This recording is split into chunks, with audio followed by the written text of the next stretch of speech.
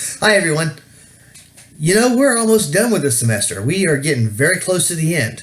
We've got about 2 more weeks worth of work, and then, of course, we're going to have the final exam in the early part of May. So, what's due this week?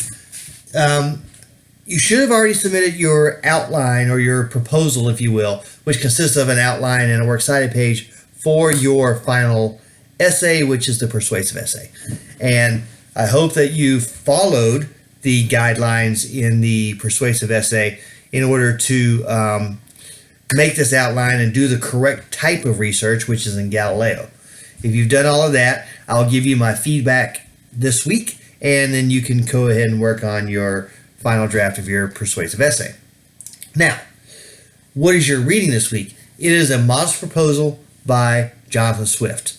I want you to understand as you read this that Jonathan Swift was using something called satire.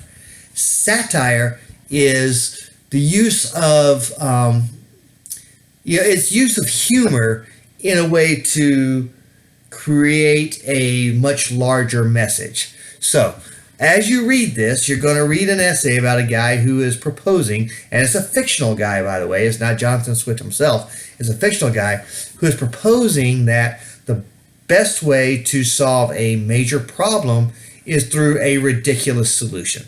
So, the major problem at this time was that there were a lot of single women in Ireland and, of course, in England who were working as prostitutes because they had no better option than to do that.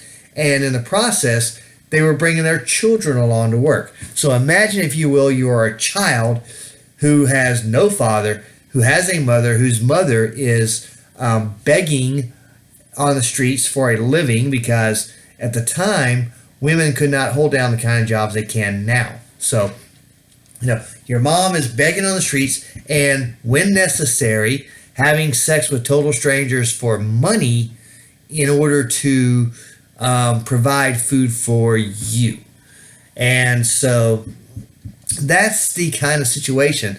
And it had become such a problem in England and Ireland at the time they wrote this, they said, oh, well, we need to do something about this.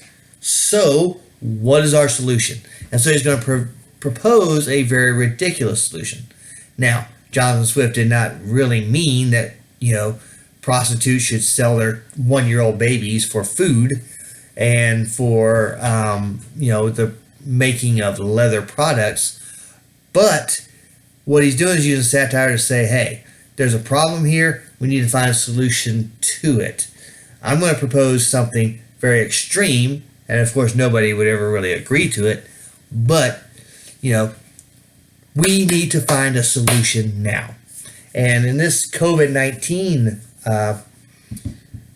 era, when people are fighting over what the right solutions are, it's not terribly different from what Swift was dealing with this whole problem of